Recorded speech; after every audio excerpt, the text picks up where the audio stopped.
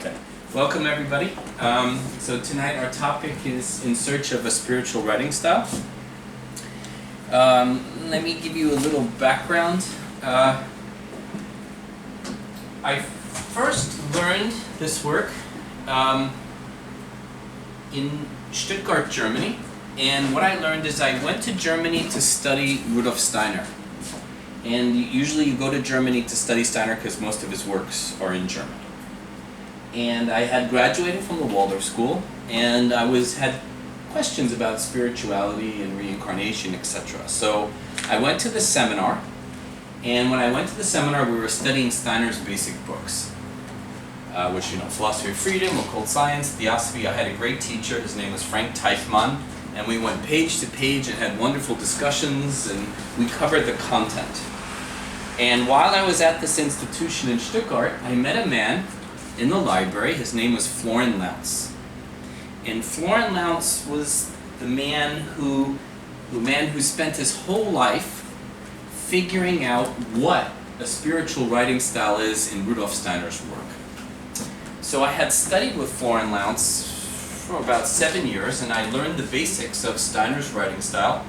And then I asked myself the question, if this is a universally valid writing style, shouldn't I find it in other authors' works?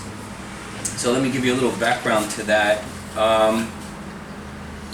The question I'm basically going to answer is, to what degree do form and content of a book, or an essay, a prayer, to what degree do form and content relate? So I have a question for you. So, did this guy Floren, you say? Yes. Did he study this and as something that Steiner had talked about or written about, or this is something he just on his own said it must be in there, even though Steiner never addressed it? Okay, that's a very good question. Lounce's teacher was an American, George O'Neill.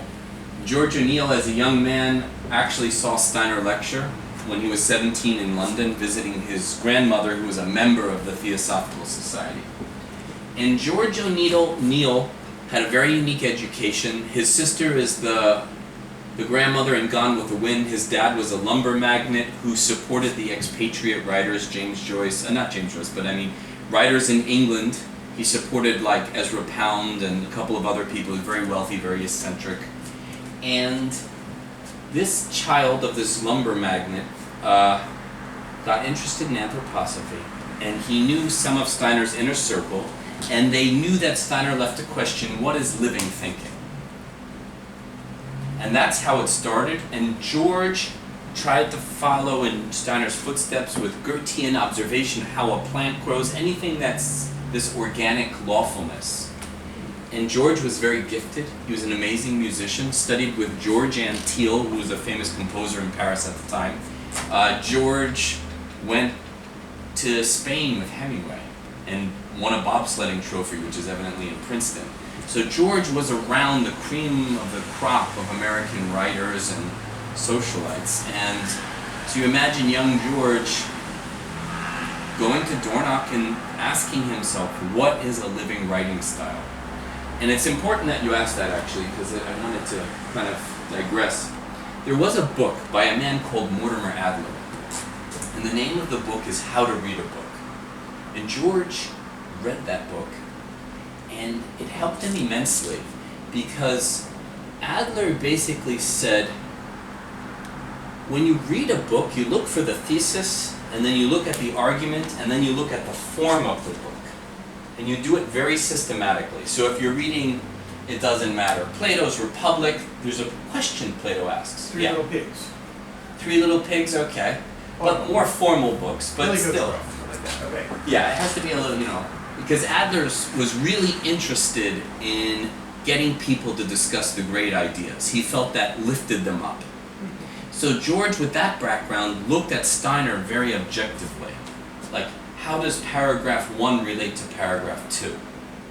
How many paragraphs does he have? What does he say? And where does a new theme appear? So he did it very systematically. He didn't have a model and then apply it. He kept what we call condensing, making synopses of the paragraphs, comparing them, looking at kind of what we call a thought organism. How did he organize his sections? Now, the question could be, would you want to do that with another author? Well, they didn't promise you that. Steiner said that his style had a certain form, organicism. And he didn't say it in a book, he said it in lectures. And I think Steiner was expecting someone to ask him about that. So it was a kind of like an open secret. Nobody asked, and when they did, the answer didn't come out clearly, or they didn't ask follow-up questions, and so he died not really disclosing the details. So Floren was Georgia's student in New York. Floren was Ceausescu's artist. He was an amazing, Ceausescu was the dictator of Romania. And Floren learned how to do big pieces, monumental art, kind of what we associate with communist countries. And in this, because he was able, so he would do a piece, and he knew where each part of the painting was, and developed what we call like a tableau consciousness. Say, oh, this relates here. So when he read Steiner, he was able to have that experience of the form quickly. So you're talking about an amazing man, George O'Neill, who figured it out, and then his student is a monumental artist who escaped from Romania. He was a, defector. Goes to New York, is recognized as an artist, immediately works, and shortly after meets George O'Neill after he read The Philosophy of Freedom. Oh, cool. Yeah. Thank you. You're that welcome. helps a lot. That's a big background. Keep going. Okay. Let's see.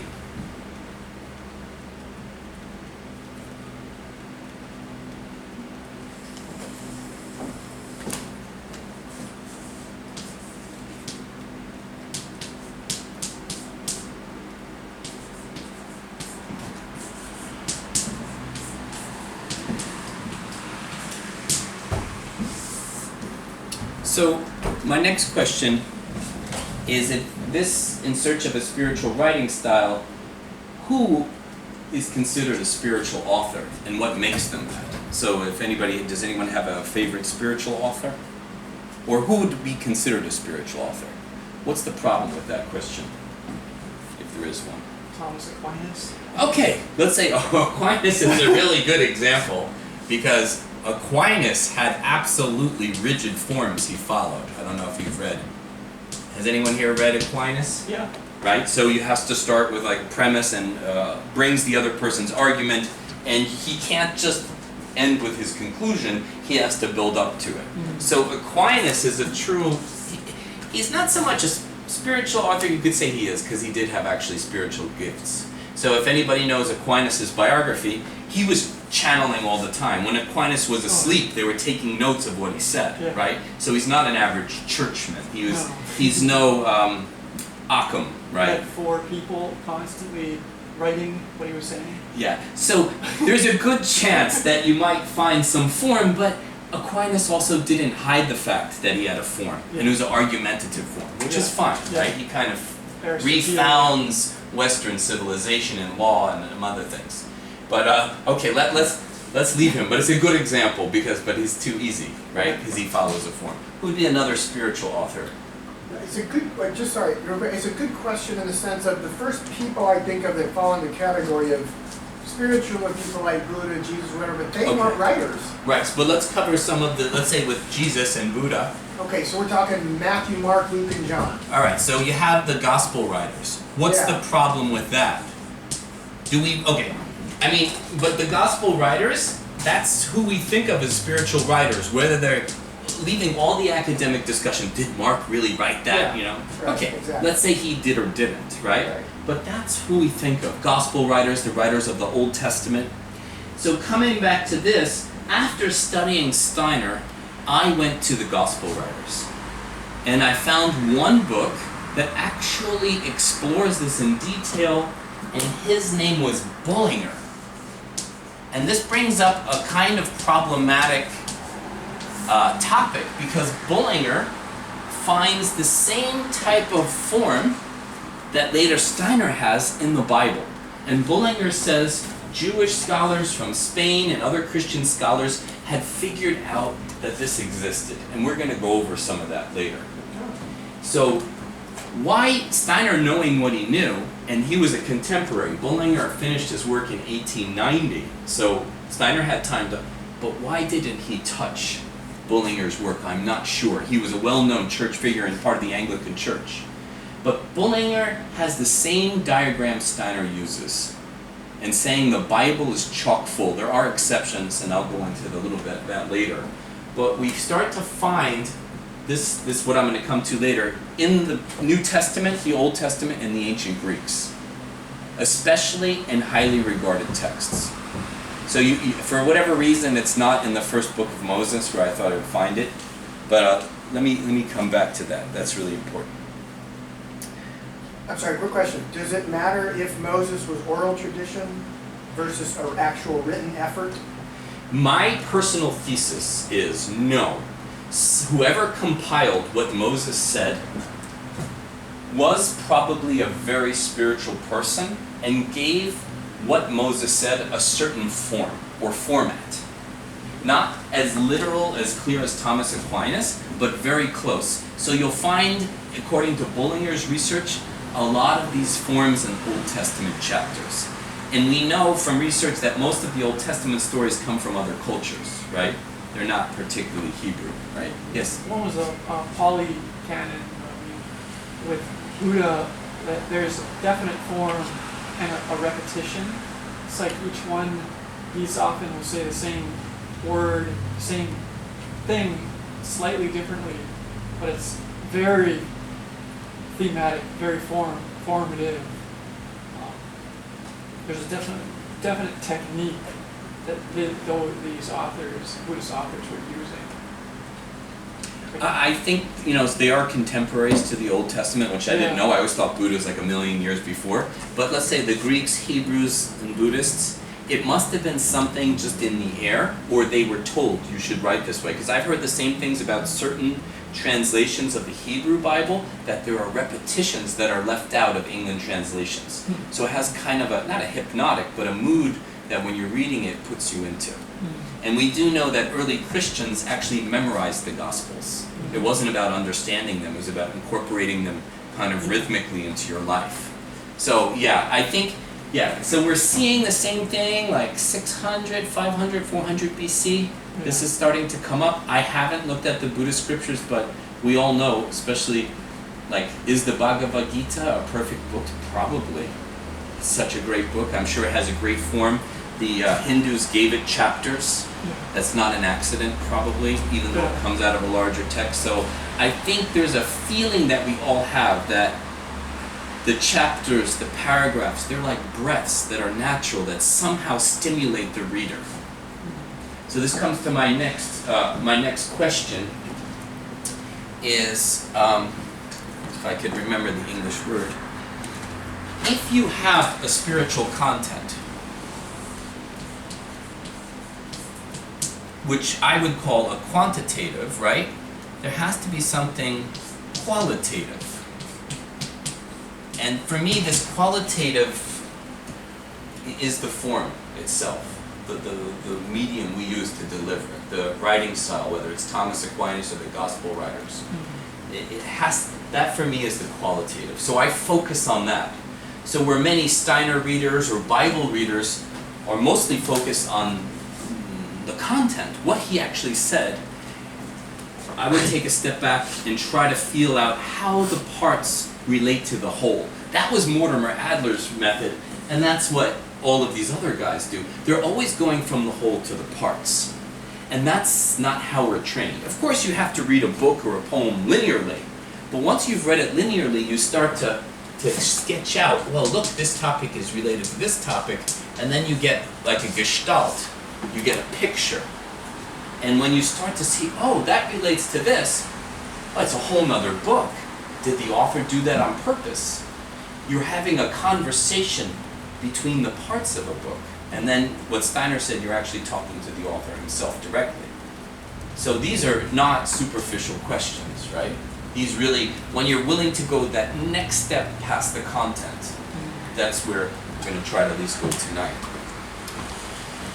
Any other questions there? So, my basic thesis is that the content and the form, when they're brought somehow into proximity, opens the heart of the reader. So why do people keep reading the Bible? It's not like there's new chapters. What is it about certain Shakespeare plays or poems that people keep reading and rereading? Or Steiner lectures. They're the most boring things, but you'll meet people who reread these Steiner lectures. Why? And it must be working something. And let me go through this real quick to give a little bit of a comparison. In writing, you basically have 4 styles, right? So you have, let's say, a logical writing style. So this is most of your great books and scientific treatises. Shakespeare, if you read a Shakespeare play, whether it's Macbeth or Hamlet, one part follows the next. It makes sense. There's no, other than a ghost, everything makes sense, why the characters come together. In Plato's Republic, one chapter basically follows the next. The Bible's the same. Even though they might be contradictions between each other, when you read a gospel, it basically makes sense. Some people say the Quran doesn't because they move everything around. That's another question. But from a textbook to a well-written essay, the author moves from A to B to C to D, and then his conclusion is usually somewhere around A. That's a logical style. You tend not to repeat yourself too much. When you read a textbook or a philosophy book, in chapter 1 Kant says this, chapter 2 he says that, the treatise is finished. He doesn't usually digress so much. That style you're familiar with, right? That's the one we learned. The next style I would call amorphous or illogical. I prefer amorphous because it's symptomatic. And what is an amorphous style? An amorphous style is kind of like talking to a very sanguine person. You go from A to B, then you end up on Z, and then they come back to C because they forgot to go A, B, C, and then they go back to B again before they go to Y, and then the thought form is illogical and spread out, and they're bringing things together that don't really work. So last month I was complaining about a book I was lecturing on by Sergei Prokofiev. Sometimes his book is a little amorphous.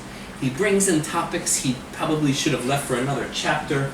His argument doesn't flow. It's not always bad, especially if you're trying to connect things that aren't always easily connectable. But it's another way to write, and you see this happening a lot in TV shows, that nothing adds up when they have discussions. They don't stick with a topic, it's not developed organically. So I call that kind of a symptomatic thing. Is that a style or an accident? I think it's well, let's say if you're positive about it. Someone who's really trying to connect things that aren't easily connected, whether it's in science, philosophy, spirituality, there are no words for it. Sometimes listening to the guru, or if you talk about love without any concrete examples, you can kind of go there. But no, it's just also really smart people talk this way too, and they just don't make any sense. And this goes against kind of what Steiner was doing. He really wanted things to have a form. And the fourth style is somewhere in between, which I'll kind of show you. The next style is an organic style where everything is very tight and one idea grows out of another. It's inner coherence, and this is very rare. It's kind of like a perfect painting, a perfect book. And what makes this special is that each book has its own Gestalt, its own special form. Gestalt means form. Yeah, like imagine a real presence of form. Okay. So you can't say, well, that novel's old, it's no good, and this one's new, it's no good. No. Each genre has its own Gestalt, and sometimes your Gestalt and your content fits so perfectly. It's like a masterful book or poem, you know? And so that's where we're kind of leading into. And then there's one that's very common that I call the collage style, but it's organic. So you would take seemingly, I hope I spelled collage correctly, you would take seemingly unrelated elements, not good at ampersand or whatever, and you kind of bring them together. And even though they're unrelated, they still make an organic whole. And Dadaism is not exactly what I'm talking about, all these shapes, but that's part of it. Bringing odd stuff together. You can do this in your writing. Bringing quotes together that don't really fit, but somehow you manage to collage it into something really beautiful. Well, let's say a book with Gestalt, you have parts of the book, and then these parts start to interrelate very well. And each part makes sense. Any questions about these four styles? So you have a logical, scientific, an amorphous style, which is, in my opinion, very prevalent, especially in a lot of New Age books. And organic inner coherence, which Steiner focused on, and then organic collage. Yes? Don't answer this if you don't want to. It might be slightly off subject, but since that's up there, Yeah. have you ever found like people who do psychic readings follow one particular? Does it fall into one of those patterns, or is that like as varied as the people who do readings? That's a good question. Okay, let's start with something that I do know. Let's say you have someone who gets a book that's dictated by a higher being, Yeah. or Good job. connecting Alice something like that. Bailey. What's that? Alice Bailey. Right. And let's say, for whatever, they do a pretty honest account. I looked at several of them, some I Am activity books by the St. Germain Foundation, paragraph for paragraph. I looked at Sanaya Roman, who's another channeler, author, and really good content. It's not just, noise. But if the being is non-physical, then they're not restricted by the mistakes the human brain makes. So, in conclusion, they'll speak out of a Gestalt. They know what they're going to say beforehand because there's no limitations in the spiritual world like we have. So when they communicate it actually very organically. Usually where they finish where they started, there's a turning point, everything's interrelated. So, maybe Steiner would have called that kind of like brain-free thinking. Because your brain is necessarily going to bring you into chaos unless you really train it not to. Just talk to anybody. They'll switch topics. They'll go from the kitchen to the angels to everywhere. Tangential, or telling you what they know, not what the topic's about. So this is a real problem, in my opinion, I think. It can be worked on easily. How? By imitating really good organic thinkers, right? So if you see Steiner kind of as a man who was very connected spiritually, if you imitate his writing style or thinking style, you'll end up thinking like him, right? So it goes, right? That's the basic thought. Any other questions about this one? Okay, let me, in the meantime, we're going to cover a poem, and this has a little bit of everything. Let me just ask you, does everybody know who William Blake is? Okay. What do you know about William Blake? Required reading in college English. What did you read by William Blake in college English? Do you remember? Yeah, various poems. I mean, this one I'm familiar with very. Okay, this one you're familiar with. So let's do kind of the litmus test, for lack of a better word. So you have William Blake. Does he qualify as a spiritual author? We know Thomas Aquinas does, we know Rudolf Steiner does, and some other people. is William Blake simply a man who writes poetry, or do you know a little bit about his background? Do you? Anyone else? Okay. William Blake lived in England, and he has these amazing sketches of angels and spiritual scenes, which are almost more essential than his poetry. He wrote essays and poems that countered Newton's materialism. He really saw himself as a warrior against materialism in England and to awaken people's spiritual abilities. He often found himself walking nude with his girlfriend in the nature. I mean, this guy is the real deal. He had spiritual vision. So it's not surprising that he would make, let's say, my list with my vision of how Steiner wrote organically and spiritually. I expected to find at least some similar Gestalt.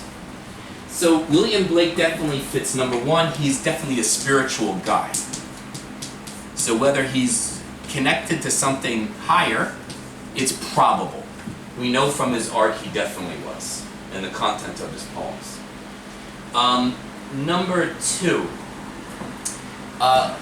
we should expect, at least in his poetry, to find something that can be assessed objectively. Now, one thing you should know about Tyger, Tyger is the most anthologized poem in the English language. Anthologized means put in anthology. So when you go to college, you get the anthology of British literature. This poem is number one. Now, they did not choose this poem, in my opinion, because they knew William Blake was a spiritual guy, or they agree with his worldview. For whatever reason, unconsciously or consciously, editors are putting this poem again and again and again in every single anthology. I once asked this in my college English class. It's like, who says these guides are so great? English teachers? I mean, who decides why we're reading this guy and Kubla Khan and Right. all these things? Why? To me, it was poetry. No better than the guy down the street selling his poetry for $3 in a plastic wrapper. And to be honest, every commentary I've read about this poem says more or less no one can figure out what this poem says. So it is sort of a mystery. So it's not like he's delivering some incredible content. So if you allow me, Tyger, Tyger, burning bright, in the forests of the night, what immortal hand or eye could frame thy fearful symmetry? I guess it was symmetry, but let's just leave it at that. And allow me, if we could condense the first paragraph, what is the main idea in the first stanza?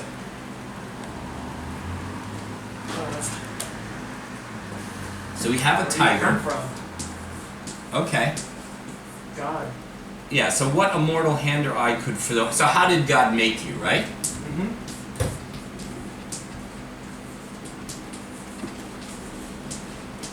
Or frame you, whatever.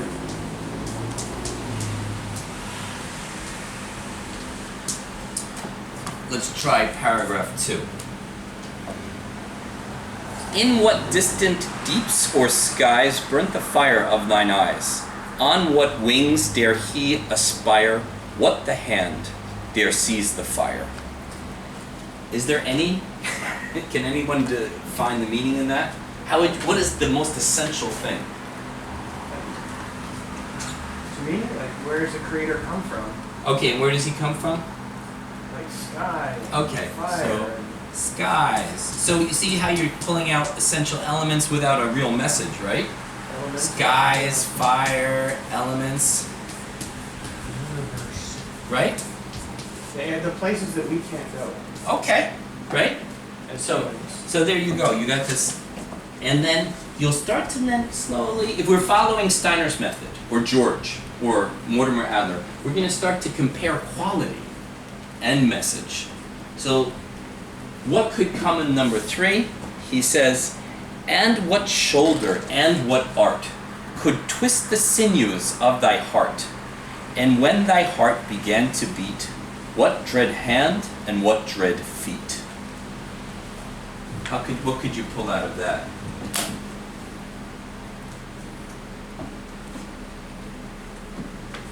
mean, to me, again, who has the ability to do something like create you? Okay, and what are the new words? Oh. Body parts that humans have. Okay. Shoulder, sinew, heart, feet, Shoulder, hands. Now heart, we go to a human side of things. hands. Right? Your heart began to beat. And then we have the word dread, right? And we have feet, hands, and dread. So it's something more personal, more human, right? What about number 4?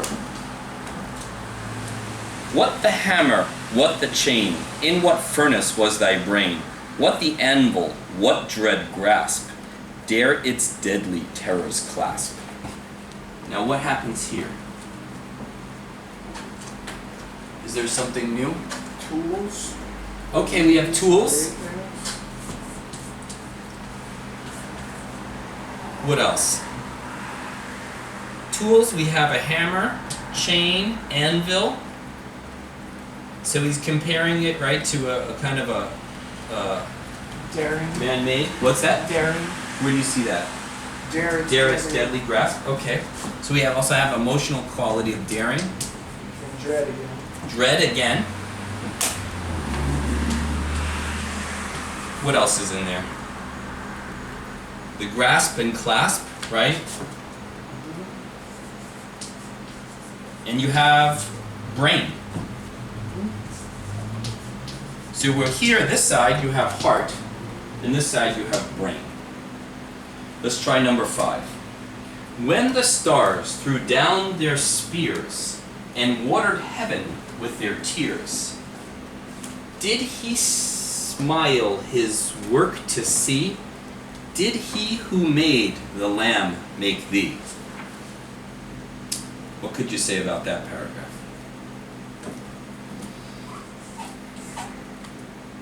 What's the new element? Anything? Crying. Okay, now we have crying.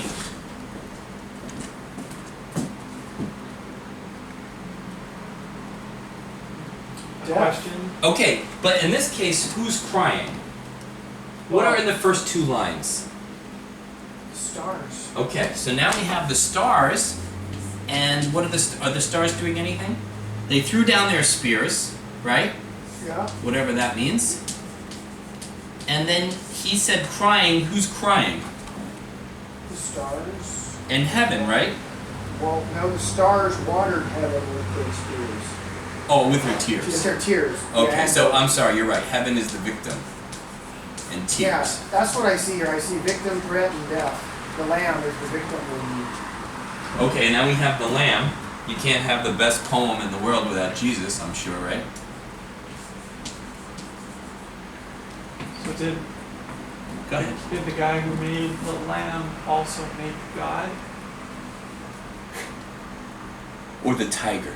The tiger. Yeah. Yeah, it's funny. I didn't So- even think about the Jesus reference, Lamb of God. I was thinking more of the lamb that gets eaten by the tiger, but now that you mention it, yeah, the Right. Savior and the thing that kills. And the thing that kills. So how did he make both this Yeah. vicious killer and the lamb? Right? So it's great because you have all the elements. You have the lamb and you have the tiger juxtaposed, right? And this is very Steinerian. It's a little bit too much for tonight, but our next meeting I'll cover what paragraph 5 means in organic sequence. A little hard. Now, what does paragraph stanza 6 do? Tiger, tiger, burning bright, in the forest of the night, what a mortal hand or eye dare frame thy fearful symmetry? Go to 10. Right? So you repeat. Now, what is the Gestalt here? Which paragraphs mirror each other?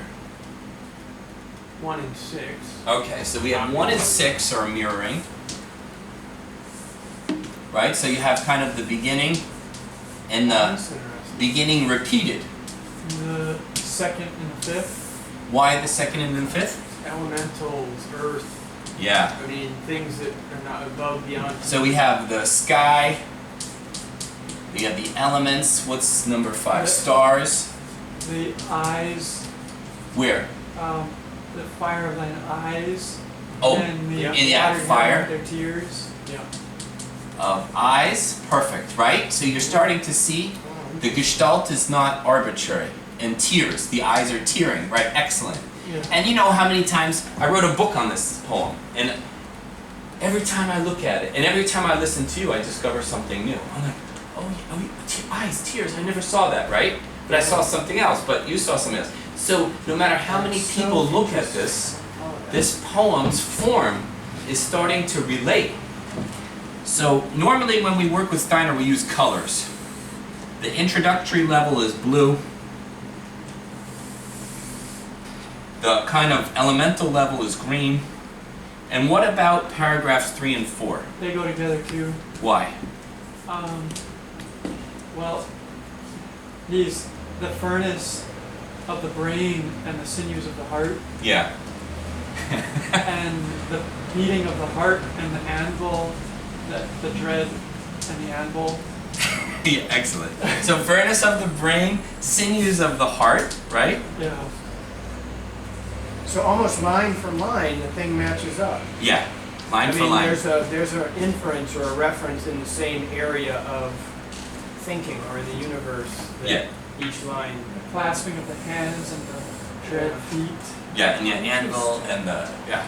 It's, so, this is why, according to me and my mentors, the most anthologized poem is because it has what we'll later come to discover, a kind of Steinerian form, even though Blake preceded Steiner.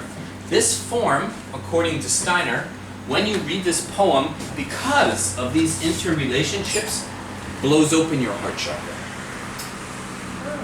And we've read it closely, and we notice it doesn't really make sense. It's kind of images that interrelate, but these polarities, these rhythms, and if you look closely, each line has one of these qualities too, even though they're 4-line. Blake was known for his 4-line poems. So this is what I would qualify. The other most anthologized poem is The Road Less Traveled. We won't do it today, but it has 4 paragraphs. And they go perfectly blue, green, red, yellow, and I could show you that some other time. But yeah, it's also in my book. Does this then include the, Henry David Thoreau or Waldo? What do they call it? Emerson? Yeah, Emerson, yeah. Well, Steiner said Emerson is the philosopher for America, spiritual philosopher, and all of the transcendentalists. I looked at Emerson's, one of his earlier stories, Nature, and I thought it has a form like this. It's his earliest, most kind of spiritual attempt, and it's difficult to read, but I think the form justifies it. It makes no sense when I read it, but when I sketch it out. Also, Emerson has a tendency to write very clearly and, specifically, right? He's covered every single important topic known to man, from Napoleon to Shakespeare to Goethe, right? But in terms of this, I think my mentor, Floren, said Emerson was doing this thinking, he just didn't have the technique to write it, like a Thomas Aquinas or a Plato or a William Blake. Okay, last question. Jack Kerouac. These poets that have stood out over time beyond others, even though they were just more contemporary. But anything in, I'm not familiar. No, that's a good question. For example, Rilke poems? They kind of go on. Camera. I should close the camera. Rilke is loved everywhere.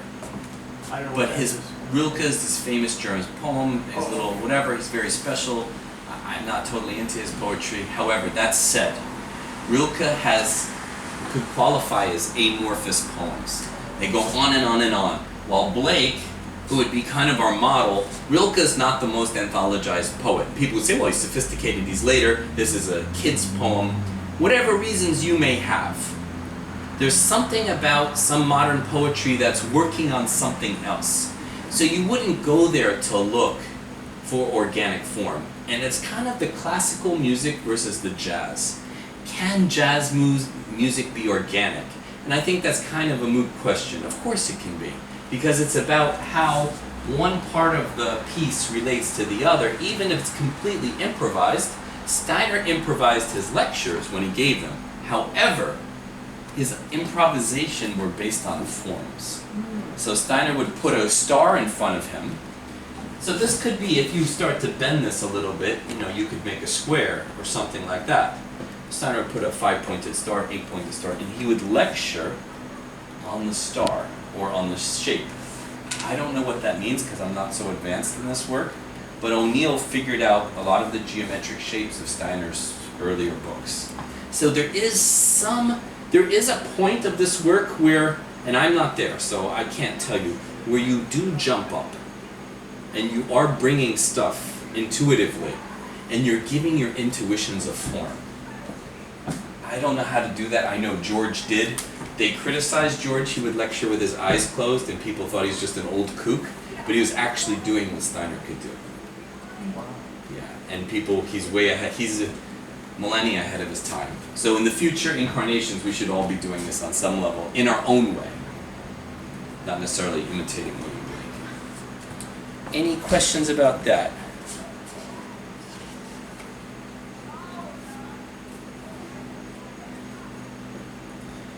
Do you want to take a break here? You take the 2-minute break, and then I'll prepare the next part.